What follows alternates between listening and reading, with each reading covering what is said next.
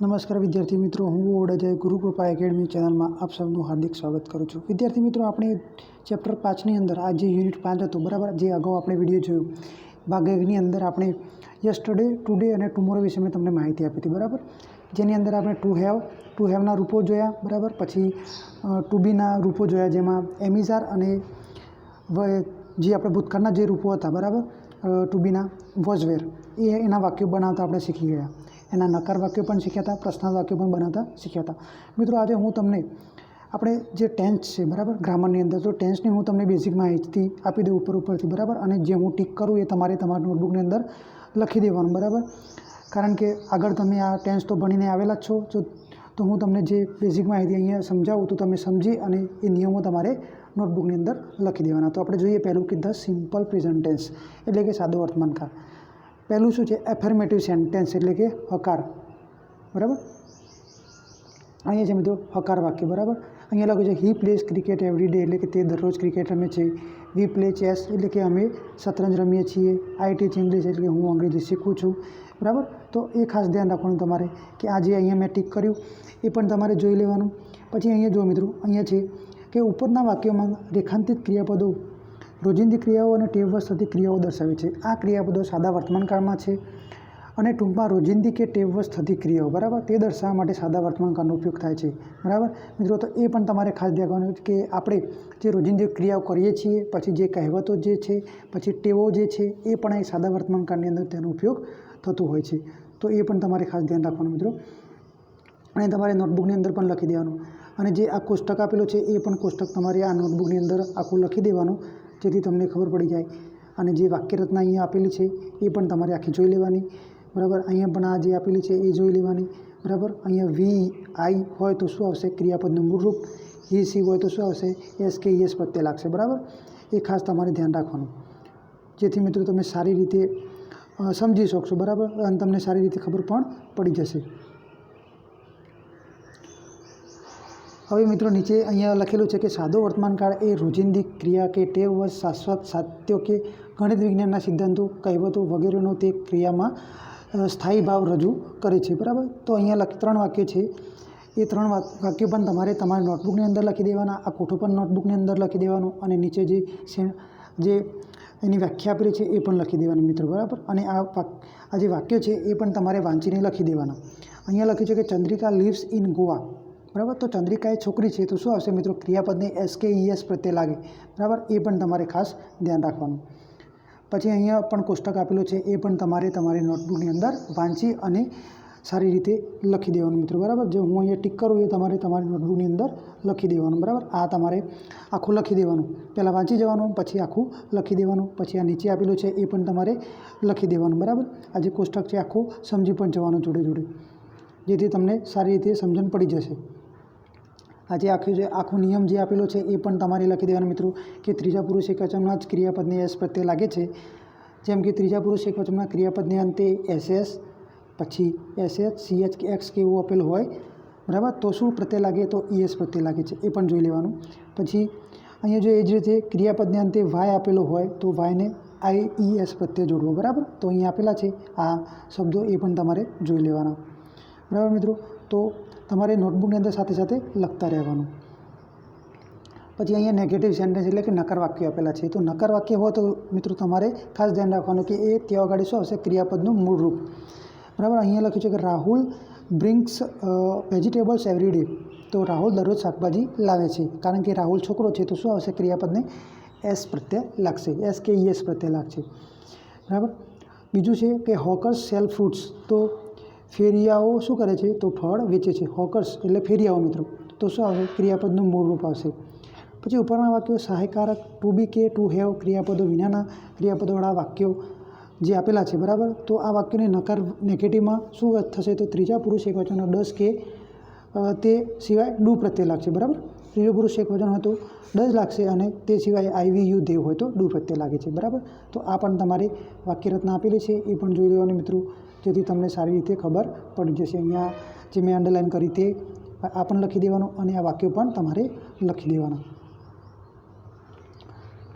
તો મિત્રો, તમારે સાથે સાથે વાંચતું પણ રહેવાનું અને લખતું પણ રહેવાનું બરાબર. અહીંયા પ્રશ્ન અને તેના ઉત્તર પણ આપેલા છે, એ પણ તમારે લખી દેવાના નોટબુકની અંદર, બરાબર. આ લખેલું છે જે એ પણ તમારે સમજી અને વિચારીને લખી દેવાના. Kiran goes for a walk in the morning એ વિધાન વાક્ય છે, તો એનું પ્રશ્નાર્થ વાક્ય શું થશે? તો does Kiran go for walk in the morning, બરાબર. પછી નો હી ડઝ નોટ, બરાબર. પછી અહીંયા છે ડુ યુ ટેક ટી, તો અહીંયા શું યસ આઈ ડુ, નો હોય તો નો આઈ ડોન્ટ, બરાબર. એ રીતના તમારે આ વાક્ય પણ નોટબુકની અંદર લખી દેવાના. નીચે પણ નેગેટિવ આવેલા છે વાક્ય મિત્રો, મેં જે આગળ સમજાવ્યા એ રીતના જ છે, તો એ પણ તમારે લખી દેવાના. અહીંયા હેવ આપેલું છે, તો have a he she it સાથે લાગે છે, અને હેઝ જે છે, બરાબર, has a he she it સાથે લાગે છે, અને આઈ વી યુ દે સાથે હેવ પ્રત્યે લાગે છે. અને નકાર બનાવવો હોય તો હેવ હેઝ પછી નોટ પ્રત્યે લાગે છે, એ પણ જોઈ લેવાનું તમે, બરાબર. તો અહીંયા લખ્યું છે અંગ્રેજી વ્યાકરણના મૂળ નિયમ પ્રમાણે હેવ હેઝની વાક્યની શરૂઆતમાં મૂકવાથી વાક્ય પ્રશ્નાર્થ બને છે, અને નકાર વાક્યમાં હેવ પ્લસ નોટ મૂકવાથી શું થાય છે? હેવ કે હેઝ પછી નોટ મૂકીએ તો એ વાક્ય નકાર બની જાય છે, બરાબર. તો અહીંયા શું કહે છે કે બ્રિટિશ ઇંગ્લિશ પર અમેરિકન ઇંગ્લિશનો પ્રભાવ વધવાથી હેવનો મુખ્ય ક્રિયાપદ તરીકે ઉપયોગ થાય છે, અને તેને પ્રશ્નાર્થ રચનામાં અને નકારમાં ડુ સાથે પણ વાપરવામાં આવે છે. અહીંયા એક્ઝામ્પલ આપેલા છે, એ પણ મિત્રો તમારે જોઈ લેવાના કે હેવનો ઉપયોગ ક્યાં થયો છે અને હેઝનો ઉપયોગ ક્યાં થયો છે, બરાબર. પછી છે પુનરાવૃત્તિક દર્શન, બરાબર, ક્રિયા વિશેષણો એ પણ જોઈ લઈએ કે સાદા વર્તમાનકાળના ક્રિયાપદ સાથે સામાન્ય રીતે રોજિંદી ઘટનાની પુનરાવૃત્તિ દર્શાવતા કેટલાક ક્રિયા વિશેષણો ક્રિયાપદની પહેલાં સ્થાન લઈ ક્રિયાના અર્થને વિભૂષિત કરે છે. તો આથી આવા શબ્દોને આપણે શું કહીશું? ક્રિયા વિશેષણ કહીશું. તો એ પણ તમારે જોઈ લેવાના ખાસ. તો અહીંયા લખેલા છે કે ઓફન છે, always, sometimes, usually, every day, generally, પછી એવરી ડે, બરાબર. એનું ગુજરાતી પણ અહીંયા લખેલું છે, તો એ પણ તમારે જોઈ લેવાનું, જે હંમેશા સાદા વર્તમાનકાળની અંદર જ વપરાતા હોય છે. તો આ પણ તમારે ખાસ જોઈ લેવાના મિત્રો, અને સારી રીતે નોટબુકની અંદર સારા અક્ષરે લખી દેવાના. અને આ વાક્યો પણ આપે છે જે નીચે 1 થી 7 નંબરના, એ પણ તમારે લખી દેવાના કે ઓફરનો ઉપયોગ ક્યાં થયો છે, યુઝ્યુઅલીનો ઉપયોગ ક્યાં થયો છે, બરાબર. એ પણ ખાસ ધ્યાનથી લખી દેવાના, જેથી તમને ખબર પણ પડી જાય. હવે અહીંયા ક્રિયા વિશેષણ અને વિશેષ. તો ક્રિયા વિશેષણ ક્રિયાના અર્થમાં વધારો કરતા હોવાથી તે મોટે ભાગે ક્રિયાપદની પહેલાં જ મુકાય છે, એ પણ તમારે ખાસ ધ્યાન રાખવાનું. પછી જે વાક્યમાં ટુ બી એટલે કે એમિઝારના રૂપો કે ટુ હેવના રૂપો ક્રિયાપદ તરીકે આવેલા હોય તો તેમને ક્રિયાપદની ક્રિયા વિશેષણનો પહેલાં મુકાતું હોય છે. પછી સમટાઈમ્સ છે, તો સમટાઈમ્સ વાક્યની શરૂઆતમાં પણ આવી શકે છે, અને વાક્યમાં ક્રિયાપદની પહેલાં પણ આવી શકે છે, એ પણ ખાસ ધ્યાન રાખવાનું.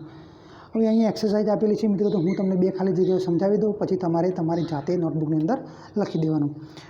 અહીંયા લખ્યું છે કે જતીન ખાલી જગ્યા to school in the morning, બરાબર. તો ગો આપેલું હોય તો મિત્રો હી સી ઇટ હોય ને તો શું કરવાનું? આપણે SKES પ્રત્યે લાગેલું SKES પ્રત્યે લગાવવાનું હોય છે, બરાબર. તો ગો આપ્યું છે, તો એનો અંતમાં કયો શબ્દ છે? તો ઓ, તો શું પ્રત્યે લાગશે? ES, તો શું થઈ જશે? Goes to school in the morning. પછી સરલા છે અને ખાલી જગ્યા મી ગુજરાત, તો ટીચરનું શું થઈ જશે? ટીચીસ, બરાબર. એ પણ તમારે ખાસ ધ્યાન રાખવાનું. અને બીજી જે 3 ખાલી જગ્યાઓ છે એ પણ તમારી જાતે તમારે લખી દેવાની. અને બીજી આ જે 10 સુધી ખાલી જગ્યાઓ છે એ પણ મિત્રો તમારે જાતે તમારી નોટબુકની અંદર લખી દેવાની, જેથી સારી રીતે તમને સમજણ પણ પડી જાય. તો મિત્રો અહીંયા આપણે જોઈએ તો એ જે સિમ્પલ પ્રેઝન્ટ ટેન્સ છે એ ખતમ થયું. હવે આપણે સિમ્પલ પાસ્ટ ટેન્સ એટલે કે યસ્ટરડે આપણે જે કહીએ, ભૂતકાળ, વીતી ગયેલું, એ આપણે આની અંદર શીખવાનું છે. તો અહીંયા મિત્રો આપણે વોઝ વેરનો ઉપયોગ કરવાનો છે. પછી જે આપણે ક્રિયાપદો છે એનું ભૂતકાળના રૂપો આપણે જે કહીએ, બરાબર, એ તમને પણ આવડવા જોઈએ મિત્રો, તો જ તમે આ કાળ સારી રીતે સમજી શકશો. તો અહીંયા લખ્યું છે કે હી હેલ્પ્સ હિઝ ફ્રેન્ડ્સ, તો એનો ભૂતકાળ શું થાય? હી હેલ્પડ હિઝ ફ્રેન્ડ. બીજું છે સી કુક્સ ગુડ ફૂડ, અને સી કુકડ ગુડ ફૂડ, બરાબર. તો આ મિત્રો સાદું ભૂતકાળ કહેવાય, સિમ્પલ પાસ્ટ ટેન્સ એટલે કે સાદું ભૂતકાળ. તો અહીંયા શું કહે છે કે ઉપરના વાક્યમાં દરેકમાં પહેલું વાક્ય સાદા વર્તમાનકાળમાં છે અને બીજું વાક્ય સાદા ભૂતકાળમાં છે. અને સામાન્ય રીતે ક્રિયાપદના મૂળ રૂપને આપણે ઈડી પ્રત્યય લગાડવાથી શું થઈ જાય? અંગ્રેજીમાં ભૂતકાળનું રૂપ બને છે. તો ટુ આસ્ક હોય તો એનો આસ્કડ થઈ જશે, ટુ લુક હોય તો લુકડ થઈ જશે, ટુ લાઇક હોય તો લાઇકડ, કુક હોય તો કુકડ. એ જ રીતના આ જે ક્રિયાપદો આપેલા છે એ તમારે જોઈ લેવાના. અને નીચે જે નિયમો લખેલા છે એ પણ મિત્રો તમારે ધ્યાનથી વાંચી લેવાના, જેથી તમને ખબર પડી જાય અને તમે સારી રીતે વાક્ય પણ લખી શકશો. અહીંયાની જે નિયમો આપેલા છે એ પણ આ નિયમો તમારે લખી દેવાના બધા, બરાબર. તો આગળ જોઈએ આપણે મિત્રો. તો તમે આ જે નિયમો છે એ નિયમોને તમે સારી રીતે લખી દેજો. પહેલાં તો આ જે નિયમો આપેલા છે એ પણ તમારે લખી દેવાના. પ્રત્યય ઈડી લાગે છે કે ક્રિયાપદના મૂળ રૂપને ઈડી પ્રત્યય લગાડવાથી અંગ્રેજીમાં ભૂતકાળનું રૂપ બને છે. તો પ્લે હોય તો એનું પ્લેડ થઈ જાય, વોક હોય તો વોકડ થઈ જાય, બરાબર. એ જ રીતના ક્રિયાપદને અંતે વ્યંજન હોય, ત્રીજું આપણે જોઈએ તો તે વ્યંજન પહેલાં આખા શબ્દમાં એક સ્વર હોય તો ક્રિયાપદના મૂળ રૂપનો છેલ્લો શબ્દ શું કરવાનો? બેવડાવી દેવાનો. તો સ્ટોપ આપેલું હોય તો શું થઈ જશે? સ્ટોપ્ડ. ક્લેપ હોય તો ક્લેપ્ડ. અને ક્રિયાપદને અંતે આઈ હોય તો એ આઈ પણ બેવડાવવું. જેથી કમ્પલ હોય તો કમ્પેલ્ડ, એક્સલ હોય તો એક્સલ્ડ. એ જ રીતના જે નિયમો છે એ પણ તમારે લખી દેવાના. પછી હકાર વાક્ય નીચે છે તો એ પણ જોઈ લેવાના કે અફર્મેટિવ સેન્ટેન્સ એટલે હકાર વાક્ય. બિનલ શટ ધ વિન્ડો, તો બિનલે વિન્ડો બંધ કરી, બરાબર, શટ ધ વિન્ડો, બરાબર. પછી we went to the temple in the morning, એ પણ ભૂતકાળનું જે આપણે જે કહીએ ક્રિયાપદનું V2 ક્રિયાપદનું ભૂતકાળનું રૂપ છે, બરાબર. પછી Shyama learn to the German language, લર્નનું ભૂતકાળનું રૂપ શું થાય મિત્રો? તો લર્ન થાય છે, બરાબર. અહીંયા પણ આ નિયમ લખેલું છે કે ભૂતકાળમાં અમુક સમયે કોઈ ક્રિયા થઈ હતી તે સૂચવવા સાદો ભૂતકાળ વપરાય છે. અને ભૂતકાળમાં નીચે મુજબના સમયદર્શક શબ્દો આપેલા છે. આ જે સમયસૂચક શબ્દો છે એ પણ મિત્રો તમારે નોટબુકની અંદર લખી દેવાના. અહીંયા નેગેટિવ છે વાક્યો, એ પણ જોઈ લઈએ. નકાર વાક્યો સચિન પ્લેડ વેલ, બરાબર. તો એનો આપણે જો નકાર કરવો હોય તો કઈ રીતના થશે? તો જોઈએ, આ વાક્યમાં કોઈ ક્રિયાપદ સહાયકારક ક્રિયાપદ નથી, તેથી નકાર વાક્યમાં બનાવવા માટે ડુની મદદ લેવી પડે, બરાબર. અને ડુ વાક્ય ભૂતકાળમાં છે તો તેનું ડુ ભૂતકાળનું શું થશે? ડુનું ભૂતકાળનું રૂપ ડીડ થાય મિત્રો. અને એને નકાર કરવું હોય તો ડીડ પ્લસ નોટ મુકાતું હોય છે, એ ખાસ ધ્યાન રાખવાનું. તો અહીંયા સચિન રેન સ્લોલી, તો એનું શું થઈ જશે મિત્રો? અહીંયા કારણ કે બીજું છે નહીં, એમિઝાર નથી કે વોઝવેર નથી કે ડુ નથી, તો શું થશે? Sachin did not run slowly, બરાબર. તો એ જ રીતના નીચેના વાક્ય છે એ પણ તમારે જોઈ લેવાના, બરાબર. આ ઇન્ટ્રોગેટિવ પ્રશ્નાર્થના વાક્ય છે એ પણ તમારે જોઈ લેવાના મિત્રો. કે અહીંયા કોઈ ડુ ડઝ ન આપેલું હોય, બરાબર, તો પણ તમારે શું કરવાનું? જો એનું ભૂતકાળનું રૂપ બનાવવાનું હોય તો તમારે ડીડને વાક્યની શરૂઆતમાં મૂકવાનું, જેથી વાક્ય પ્રશ્નાર્થ બની જશે, બરાબર. પછી છે અહીંયા ક્વેશ્ચન એન્ડ આન્સર. ડીમાં જોઈએ તો આઈ મીટ માય ફ્રેન્ડ એટલે કે વિધાન વાક્ય, તો એનું આપણે ભૂતકાળ કરવું છે. કારણ કે ઉપર આઈ મીટ માય ફ્રેન્ડ, હું મારા મિત્રને મળ્યો હતો, તો એનું આપણે ભૂતકાળમાં પ્રશ્નાર્થ કરવું છે. તો શું આવશે? Did you meet your friend, બરાબર. એ જ રીતના બીજા વાક્યો છે, બરાબર. આ પણ તમારે લખી દેવાના નોટબુકની અંદર. આ જે બીજા 5 વાક્યો છે 2, 3, 4 અને 5, એ પણ મિત્રો તમારે સારી રીતે લખી દેવાના. સમજી વિચારી આગળ જે નિયમ મેં સમજાવ્યો એ પણ તમારે તમારી નોટબુકની અંદર ઉતારી દેવાનો અને એ વાંચીને તૈયાર કરીને પછી તમારે એક્સરસાઇઝ કરવાની, જેથી તમને સારી રીતે એક્સરસાઇઝ કરતાં આવડી જશે. અહીંયા મિત્રો આપેલું છે કે past tense with be, to બીનું જે રૂપ કહીએ આપણે વોઝ વેર મિત્રો, બરાબર. તો અહીંયા વોઝ વેર આપેલું છે કે Rahul was a clever student, તો was Rahul a clever student? પ્રશ્નાર્થ થઈ ગયું, બરાબર. વોઝ વેર તમે વાક્યની શરૂઆતમાં મૂકો તો અહીંયા પણ જો ટૂંકા રૂપો યાદ રાખી લો કે મિત્રો do not, don't, does not, doesn't, isn't, બરાબર. આર નોટ તો આરન્ટ, વોઝ નોટ તો વોઝન્ટ. આ પણ શું છે મિત્રો? શોર્ટ ફોર્મ છે, એ ખાસ તો ધ્યાન રાખવાના. અહીંયા મિત્રો તમને પહેલાં તો ક્રિયાપદના ભૂતકાળના રૂપો આવડવા જોઈએ, જેથી તમને સારી રીતે સાદા ભૂતકાળની એક્સરસાઇઝ કરતાં પણ આવડી જશે. તો પહેલાં તમારે શું કરવાનું? તો કોઈ તમારી જોડે ગ્રામર પડી હોય તો એની અંદરથી તમારે જે ક્રિયાપદના ભૂતકાળના રૂપો આપેલા હોય એ તૈયાર કરી દેવાના, બરાબર. તો હું તમને પહેલાં તમને ખાલી જગ્યાઓ સમજાવી દઉં, પછી તમારે જાતે લખી દેવાની. તો અહીંયા લખેલી છે કે અક્ષય ખાલી જગ્યા અ લેટર યસ્ટરડે, તો યસ્ટરડે આપેલું હોય તો ભૂતકાળ છે, તો રાઇટ હોય તો રાઇટનું ભૂતકાળ શું થાય મિત્રો? રોટ થાય. તો તમારે શું લખવાનું? રોટ લખી દેવાનું. પછી ધ ગર્લ્સ એટલે કે બહુવચન છે, તો અ રંગોલી, બરાબર. તો ધ ગર્લ્સનું શું થઈ જશે? તો ડ્રોનું શું થઈ જાય મિત્રો? ડ્રુ થઈ જાય. એ ખાસ ધ્યાન રાખવાનું, ડ્રોનું ડ્રુ થઈ જશે, બરાબર.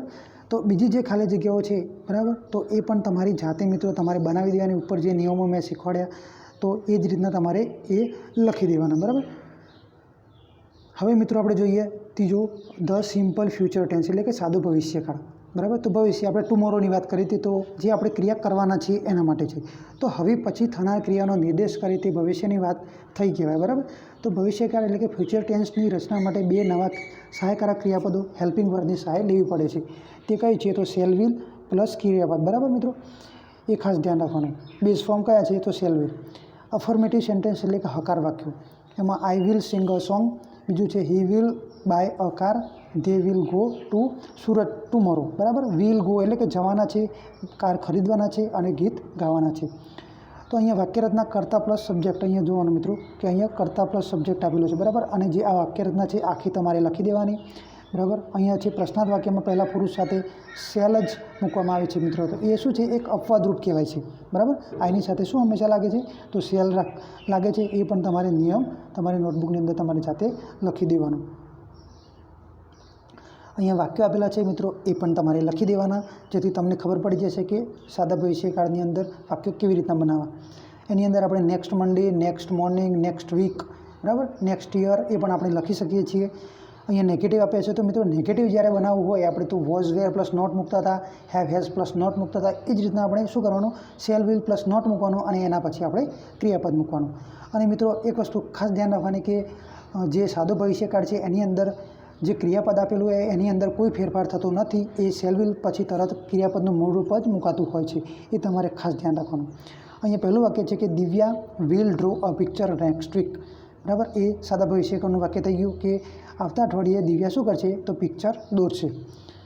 હવે અહીંયા જે નિયમો લખેલા છે મિત્રો એ પણ તમારે લખી દેવાના, બરાબર. આ જે ટીક કરેલું છે એ નિયમો તમારે લખી દેવાના કે કેટલી સરળ રચના છે કે શેલ કે વિલ અને મૂળ ક્રિયાપદ વચ્ચે નોટ મૂકવાથી ભવિષ્યકાળમાં નકાર વાક્યની રચના થાય છે. એ ખાસ ધ્યાન રાખવાનું. તો ભવિષ્યકાળ સૂચવતા કેટલાક સમયસૂચક શબ્દો કયા છે, તો અહીંયા આપણે જોઈએ tomorrow, next week, next month, next Friday, the day after અને ટુમોરો, બરાબર. એ તમારે પણ નોટબુકની અંદર લખી દેવાના, જેથી તમને ખબર પડી જાય કે સાદા ભવિષ્યકાળનો ઉપયોગ આપણે કેવી રીતના કરીએ છીએ. અહીંયા એક્ઝામ્પલ આપેલા છે મિત્રો, એ પણ તમારે તમારી નોટબુકની અંદર લખી દેવાના. અને હા મિત્રો, તમારે જાતે પણ તમારે એક્સરસાઇઝ કરતા રહેવાનું, બરાબર. આ એક્સરસાઇઝ આની અંદરથી લખ્યા પછી તમારે જાતે વાક્યો લખી અને જાતે બનાવવાના, જેથી તમને સારી રીતે ખબર પડી જાય કે સાદો ભવિષ્યકાળ કે સાદો ભૂતકાળ કે સાદો વર્તમાનકાળ કેવી રીતના લખવું અને યાદ રાખવું, બરાબર. હવે મિત્રો ભવિષ્યકાળમાં પ્રશ્નાર્થ વાક્યરચના કેટલી સહેલી છે. વિલ કે શેલ ને વચ્ચેથી ઉઠાવી વાક્યની શરૂઆતમાં મૂકી દો તો પ્રશ્નાર્થ વાક્યની રચના થઈ જશે. જોઈએ તો ગોઈંગ ટુ કન્સ્ટ્રક્શન એટલે કે સાદા ભવિષ્યકાળમાં ગોઈંગ ટુની વાક્યરચના. આઈ shell meet the teacher tomorrow એટલે કે હું ટુમોરો શિક્ષકને મળવાનો છું, બરાબર, એટલે કે આવતીકાલે. તો અહીંયા જો એક I am going to meet એટલે કે હું I am going to meet the teachers tomorrow, બરાબર, કે હું આવતીકાલે શિક્ષકને મળવાનો છું, ટીચર્સને મળવાનો છું, બરાબર. તો ગોઈંગ ટુનો ઉપયોગ ક્યાં થાય છે મિત્રો, તો જે એમિઝાર આપેલું હોય એના પછી આપણે લાગે છે, બરાબર. પછી એનું પ્રશ્નાર્થ કરવું હોય તો am I going to meet the teacher tomorrow, કારણ કે જો તમે ગોઈંગ ટુ લગાડો તો તમારે શેલ વિલ મૂકવાની જરૂર નથી, બરાબર. એ ખાસ ધ્યાન રાખવાનું. અહીંયા લખ્યું છે કે he will buy a new book next week, તો તમે લખી શકો છો કે he is going to buy a new book next week, એટલે કે તમે આવતા અઠવાડિયે કે આવતા જે બીજો દિવસ છે એને તમે કંઈક કરવાનો છો એના માટે ગોઈંગ ટુ મુકાતું હોય છે, બરાબર. તો એનો નિયમ જે છે મિત્રો તમારે એ નીચે જે અહીંયા વ્યાખ્યાઓ આપેલી છે એ તમારે લખી દેવાની સારી રીતે, એટલે તમને ખબર પડી જાય કે આ સાદા ભવિષ્યકાળનો ઉપયોગ આપણે કેવી રીતના કરવો, બરાબર. તો એ પણ જોડે મિત્રો તમારે આ નિયમ પણ સાથે સાથે લખતા રહેવાનો. અને એક્સરસાઇઝ આપેલી છે અહીંયા, તો એ એક્સરસાઇઝ તમારે કેવી રીતના પૂરવાની, તો તમને મેં કીધું કે અહીંયા તમારે સાદા ભવિષ્યકાળની અંદર હંમેશા શેલ વિલ પછી જ ક્રિયાપદનું મૂળ રૂપ જ આવે છે, એમાં કોઈ ફેરફાર થતો નથી. તો હું તમને 3 ખાલી જગ્યાઓ સમજાવી દઉં, પછી તમારે શું કરવાનું, તો તમારે એ લખી દેવાનું. તો પહેલાં છે કે સોહમ, તો સોહમ હી સી ઇટ છે તો શું આવશે, સોહમ છોકરો છે તો શું, Soham will for the function, તો શું આવશે, Soham will come for the function, બરાબર. પછી છે ધ ટીચર્સ, તો the teachers will give us the books, બરાબર. અહીંયા યુ આપેલું છે તો વાક્યની શરૂઆતમાં શું આવશે, જે ખાલી જગ્યા આપી છે એમાં, તો will you inform my parents, બરાબર. આ જે ખાલી જગ્યાઓ મેં તમને સમજાવી એ જ રીતના તમારે બીજી ખાલી જગ્યાઓ તમારે જે નીચે ખાલી જગ્યાઓ આપેલી છે 12 સુધીની, તો એ ખાલી જગ્યાઓ મિત્રો તમારી જાતે તમારે પૂરી દેવાની. અને જે આપણે આ 3 ટેન્સના જે નિયમો તમને મેં સમજાવ્યા, બરાબર, તો એ નિયમો તમારે સારી રીતે એક સારી નોટબુકની અંદર લખી દેવાના, બરાબર. આ મિત્રો તમારે ટેન્સનો આખો ચોપડો અલગ બનાવી દેવાનો અને બધા જ નિયમો તમારે સારી રીતે લખી દેવાના. અને પછી તમારે અવારનવાર એ નિયમો વાંચતા રહેવાનું અને એક્સરસાઇઝ પણ તમારે જાતે કરતા રહેવાનું, બરાબર.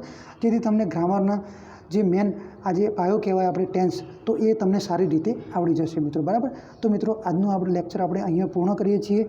નમસ્કાર.